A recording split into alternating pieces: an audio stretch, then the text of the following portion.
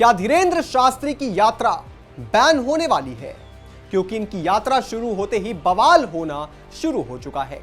हिंदुत्व के दुश्मन पूरी कोशिश कर रहे हैं कि बस किसी तरह से इस यात्रा को रोका जा सके। तमाम हथकंडे अपनाए जा रहे हैं, योजना बनाई जा रही है, बयानबाजी की जा रही है और इस बीच मौलाना शहाबुद्दीन रज़वी ने सरकार और जनता से एक ऐसी अपील कर दी है जिसे सुनकर तमाम हिंदुओं का खून खौल चुका है।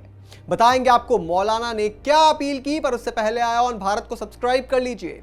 नमस्कार, मैं हूं आपके साथ स्नेह श्रेयस। आयोन भारत देख रहे हैं आप। बागेश्वर धाम के पंडित धीरेंद्र कृष्ण शास्त्री पदयात्रा शुरू कर दी है उन्होंने, मगर इस यात्रा के शुरू होते ही इस पर बवाल होना शुरू हो चुका है।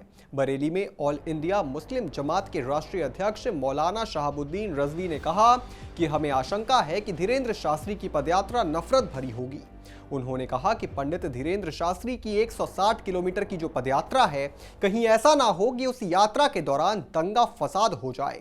मौलाना शहाबुद्दीन ने कहा कि पंडित धीरेंद्र शास्त्री हमेशा मुसलमानों के खिलाफ बोलते हैं और धमकी देते हैं। कहा कि देश को हिंदू राष्ट्र बनाने का ऐलान करते रहे और उन्हें अपने धाम में मुसलमानों को हिंदू बनाया है। यह तादाद लगभग 100 से ज्यादा है। कहा कि कई मौकों पर उन्होंने मुसलमान को धमकी भी दी है और उनकी जो शख्सियत है वह विवादित शख्सियत है, इसलिए उनकी यात्रा पर हमें शक है कि कहीं सांप्रदायिक रुख ना अपना ले। उन्होंने धीरेंद्र शास्त्री की हिंदू राष्ट्र बनाने की बात पर भी अपनी बात कही। कहा कि हमारा देश ना कभी मुस्लिम राष्ट्र हो सकता है और ना ही कभी हिंदू राष्ट्र हो सकता है।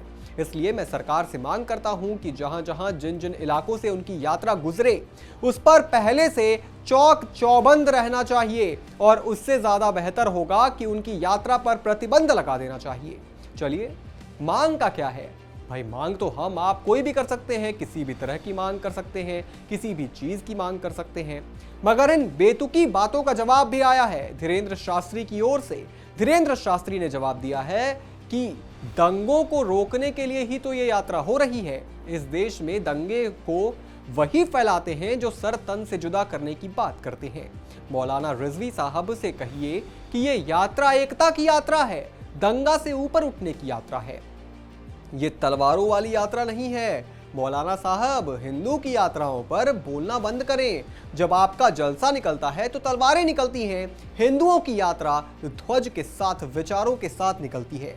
अब इस बयान को एक आम बयान समझने की कोशिश मत करिए। इस बयान के पीछे एक बड़ा मतलब है। धीरेंद्र शास्त्री ये कहना चाहते हैं कि तलवार उठाने वालों को झंडा उठाने वालों से डर लग रहा है, सर तन से जुदा करने वालों को बटोगे तो कटोगे से डर लग रहा है, कांवड़ यात्रा पर हमला करने वालों को धीरेंद्र शास्त्री की पदयात्रा से डर लग रहा है। इसके अलावा धीरेंद्र शास्त्री ने रज़वी को खुली चुनौती भी दी। मौलाना रज़वी को खुली चुनौती देते हुए धीरेंद्र शास्त्री ने कहा है कि ज्यादा ज्ञान ना पेले, अगर हम पेलेंगे तो इनके पेट में दर्द हो जाएगा।